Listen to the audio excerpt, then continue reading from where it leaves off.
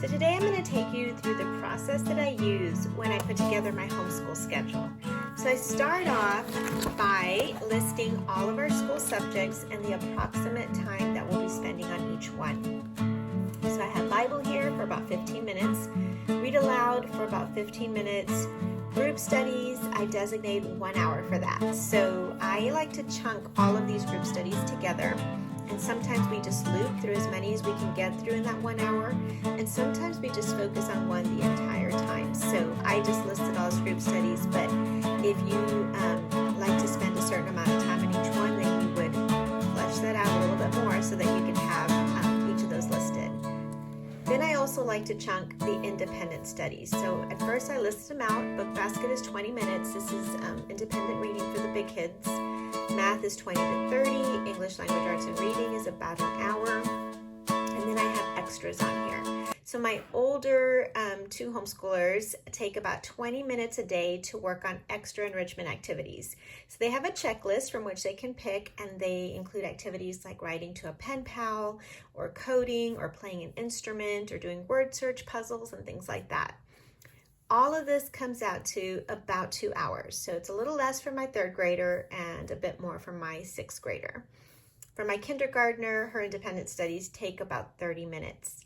So this is about the amount of time I need to go through her little reading curriculum, her math curriculum, maybe do a song with her, a little finger play, and read a story or something along those lines. She joins us for the group studies and read aloud in Bible as much as she wants to. So this is actually more than enough time for her. After I did that, I went ahead and created 3 blocks. And the reason for that is because I wanted to make sure that I had one-on-one time with each of the 3 children. So with block 1, I started off here with my kindergartner. I really recommend always starting with your youngest. I have a whole blog post on that. But once they have that connection time with you, they tend to do a lot better in the day, moving on to other activities and playtime, and allowing you more time to work with the older children.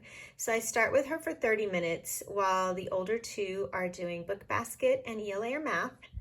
Then in block 2, my kindergartner is going to do an activity box of some sort. So she may do a puzzle or a sensory bin or something along those lines while I work with my third grader. And then during that time, my sixth grader will continue with ELA or math. Then in block 3, which may take a bit longer depending on who needs to finish or how much more time they need to finish, my kindergartner is already in free play by this point. My third grader is finishing up and then going into free play, and I'm using that time to work with my sixth grader here. So these are the blocks that I've chunked together. And then before I flesh out my schedule, the next thing I have to include are just things that are a daily part of our day. So definitely want to schedule in breakfast, lunch, snacks, quiet time, which is the time when we all go to our rooms for some quiet time. Kids are not allowed on screens during this time. This is a time of reflection or reading or rest or devotionals, whatever they'd like to do, but it gives them that time to just be alone.